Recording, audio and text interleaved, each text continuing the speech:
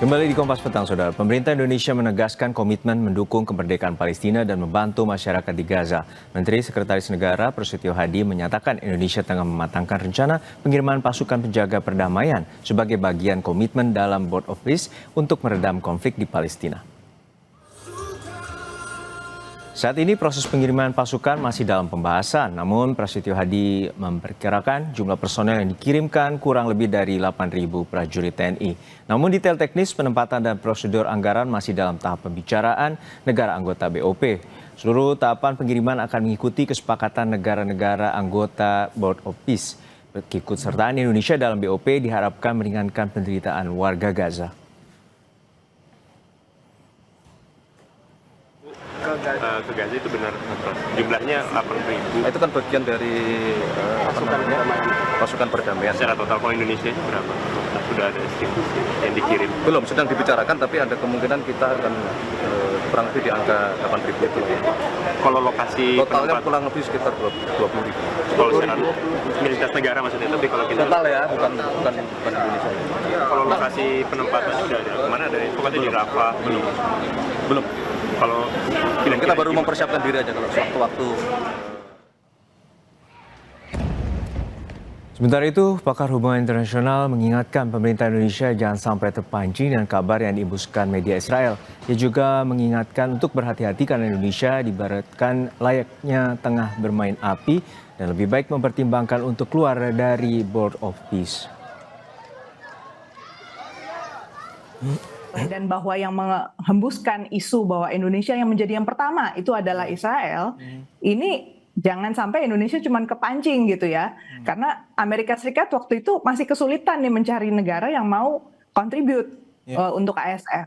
Jadi menurut hemat saya segala konsekuensinya kita sebagai masyarakat ya mesti antisipasi. Kita sudah bermain api, mencoba jalan unilateral yang dilakukan oleh Amerika Serikat, maka tinggal kita ikuti saja bagaimana atau kapan Presiden kemudian memutuskan untuk keluar. Perdana Menteri Israel Benjamin Netanyahu secara resmi menyatakan bergabung di Board of Peace atau Dewan Perdamaian bentukan Presiden Donald Trump pada Rabu kemarin. Netanyahu mengunggah momen penandatanganan yang disaksikan Menlu Amerika Serikat Marco Rubio sesaat sebelum bertemu Trump. Di akun X-nya sebelumnya pada 22 Januari lalu perwakilan dari 19 negara termasuk Indonesia menandatangani Piagam Dewan Perdamaian di sela-sela Forum Ekonomi Dunia di Davos, Swiss. Dewan Perdamaian dibentuk dalam kerangka upaya mendukung perdamaian di Gaza.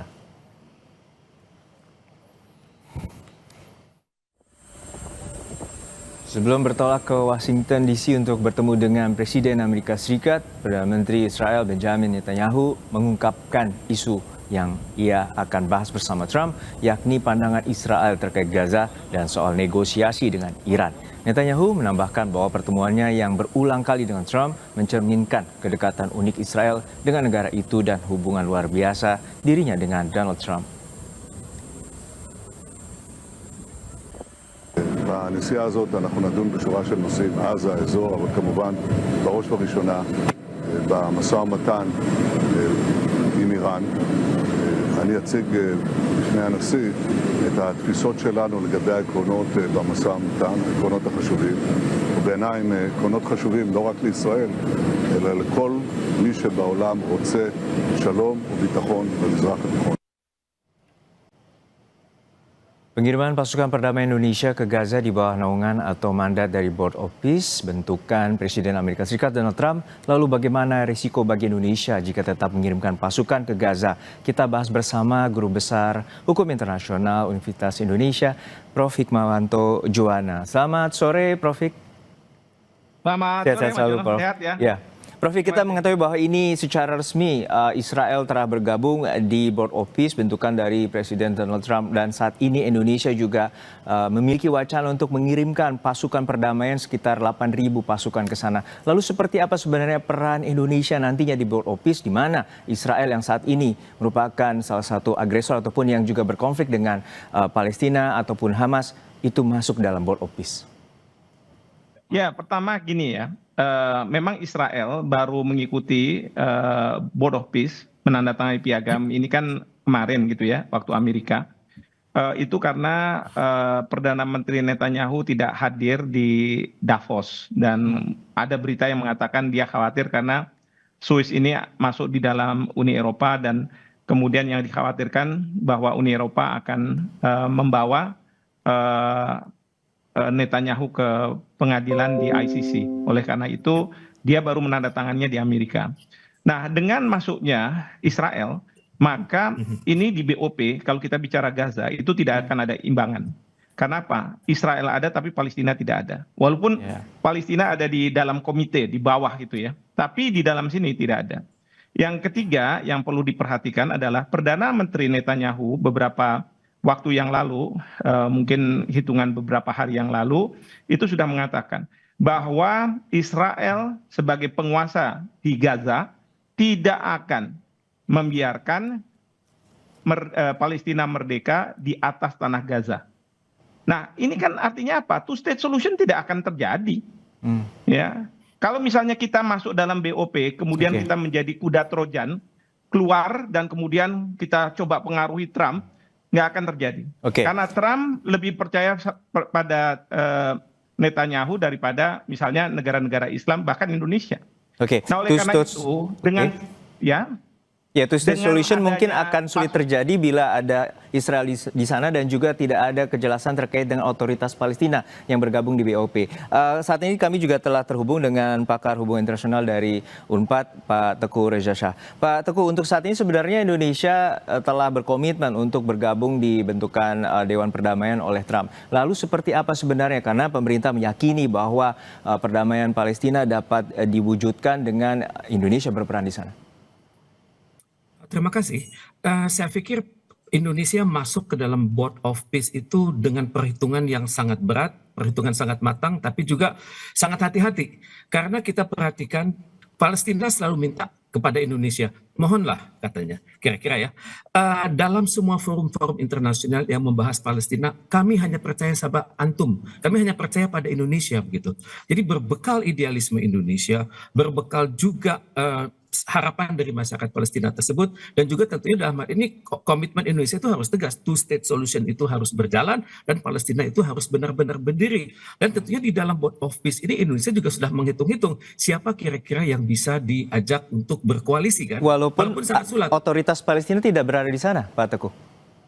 Betul. Kita datang dengan semangat moral yang sangat tinggi, dengan amanah dari GNB, amanah dari Organisasi Konferensi Islam, amanah dari Liga Arab, karena mereka senantiasa mengharapkan ada kekuatan yang memperjuangkan Palestina. Sekarang Indonesia berada di sini, saya pikir BOP ini adalah forum yang terbaik saat ini ya, karena saya perhatikan PBB sedang melemah. Tentunya kita sudah hendaknya nanti mencari koalisi itu dengan siapa? Mungkin dengan Bahrain, mungkin dengan Mesir, mungkin dengan Jordan, mungkin dengan Kazakhstan, mungkin dengan Kuwait, kemungkinan juga dengan Maroko dan Pakistan, kemungkinan juga dengan Qatar, Saudi Arabia, dan Uni Arab Emirat. Walaupun koalisi ini mungkin goyang ya, karena negara-negara tersebut kemungkinan besar akan patuh pada Amerika Serikat. Tapi ujung-ujungnya Pak Prabowo dalam hal ini Indonesia akan berjuang sendirian. Nah, ini sesuatu hal yang sangat bagus. Secara keilmuan kita akan melihat bagaimana pertarungan David lawan Goliat yang sangat banyak tersebut. Pandangan Anda bagaimana, Prof. Bahwa Indonesia diminta untuk lebih berperan aktif, terutama kepada negara-negara Muslim yang tengah bergabung di Board of Peace untuk membangun perdamaian dan juga two-state solution atau solusi dua negara? Ya, pertama adalah kalau Pak Reza mengatakan bahwa Palestina memintalah kepentingan dia disuarakan oleh Indonesia. Pertanyaan saya, Palestina yang mana nih? Otoritasnya yang siapa yang bicara dengan pemerintah kita? Saya mau tahu juga sih. Ya, jangan sampai cuman asal-asalan aja kita ngomong bahwa ini Palestina. Palestina yang mana? Itu satu. Yang kedua, gimana ya kalau misalnya kita menyuarakan suara Palestina? Tapi Israel ada di situ dan Israel itu yang sekarang ini menguasai wilayah Gaza. Ibaratnya waktu kita menyatakan merdeka tahun 45, bahkan kita diakui Mesir tahun 46.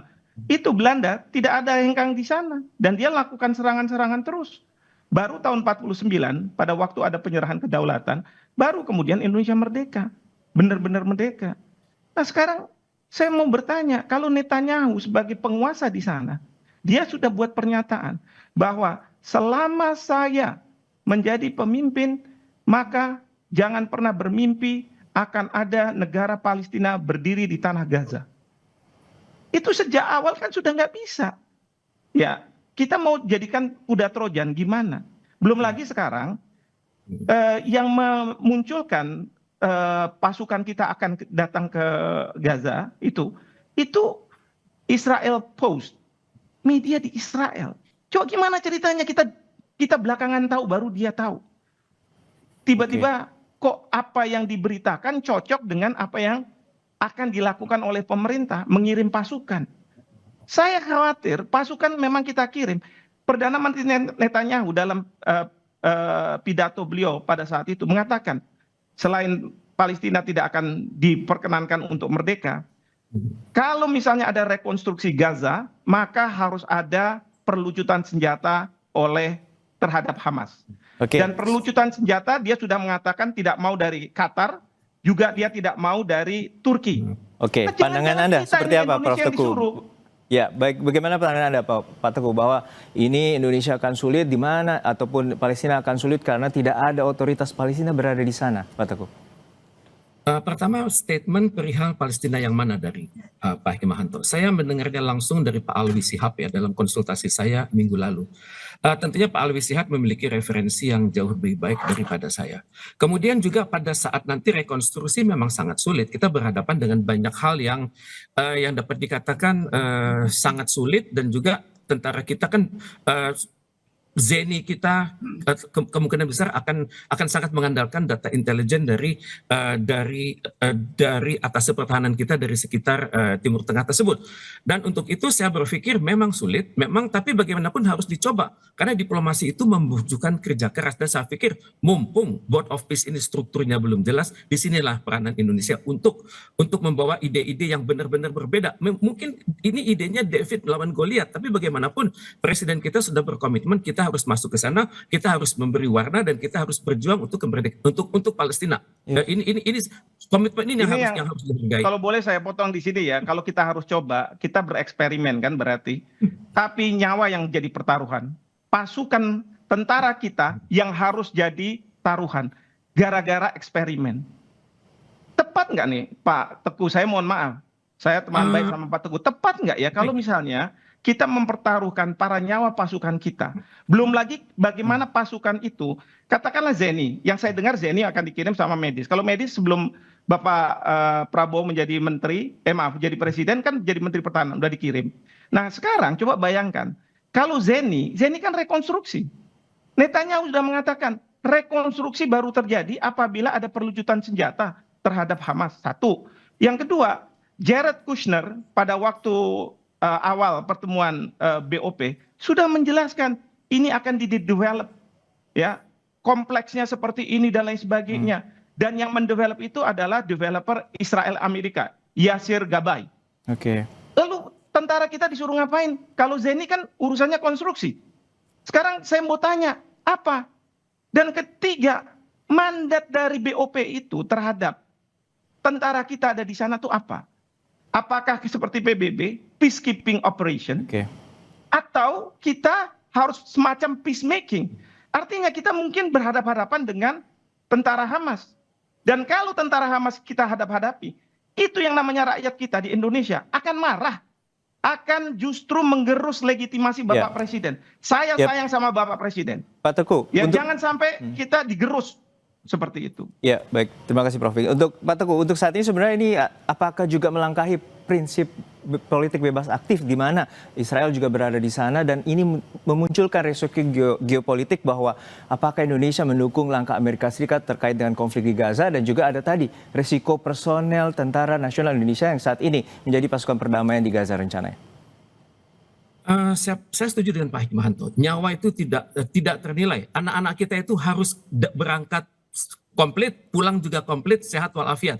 Cuman saya perhatikan ada suatu keunikan ya sekarang ya. Tampaknya Pak Prabowo ini, presiden kita, mencoba mengaplikasikan sesuatu hal yang sangat sulit, yang Bung Karno sendiri sulit lakukan. Yakni suatu prinsip vivere vere colossus amante. Jadi ini menuntut diplomasi yang luar biasa. Saya sangat berharap beliau bisa langsung berkomunikasi dengan Donald Trump, membuat yardstick, membuat aturan main, sehingga dari hari ke hari pergerakan pasukan kita terukur. Dan saya sangat berharap Presiden Prabowo bisa meyakinkan Presiden Donald Trump untuk menekan Israel. Jangan terlalu harus berhati-hati, sebisa mungkin menghargai hukum internasional. Memang ini situasi yang sangat sulit. Kita mempertaruhkan nyawa sekian ribu pasukan kita, dan untuk itu diperlukan kehati-hatian yang sangat tinggi. Dan untuk itu ya mau nggak mau konsultasi dengan PBB harus jalan terus, walaupun otoritasnya tidak diberikan oleh PBB. Baik, terima kasih atas perspektif Anda. Ini bukan mandat di Ya, PBB. singkat saja, Dan Prof. Mas Jono sedikit aja, bahwa menurut peraturan Menteri Pertahanan nomor 23 2020, ya, prinsip dasar operasi perdamaian itu tidak boleh ada keberpihakan. Nah, sekarang kalau misalnya BOP itu ada Israel di situ, pertanyaannya adalah apakah kita akan lebih berpihak pada Israel daripada ke Palestina. Belum lagi di dalam pasal 5B Peraturan Menteri Pertahanan nomor 23 tahun 2000, di situ dikatakan misi perdamaian ini bisa saja misi perlucutan senjata. Kalau ini dipakai perlucutan senjata dan yang dilucuti hanya Hamas, tidak Israel, itu akan berbahaya. Baik, kita tangkap poinnya, Prof. Hik. Terima kasih atas perspektifnya. Hikmahanto Juwana, Guru Besar Hubungan Internasional dari Universitas Indonesia, dan juga Bapak Teguh Reza Shah, Pakar Hubungan Internasional dari Universitas Padjadjaran. Terima kasih atas waktunya. Sehat-sehat selalu, Bapak-Bapak. Usai jeda, saudara, di tengah gaduh saling sindir dengan Menteri KP Sakti Wahyu Trenggono, Menteri Keuangan Purbaya Yudi Sadewa menjelaskan tidak sulit berkoordinasi dengan Menteri Trenggono lantaran mereka berteman baik.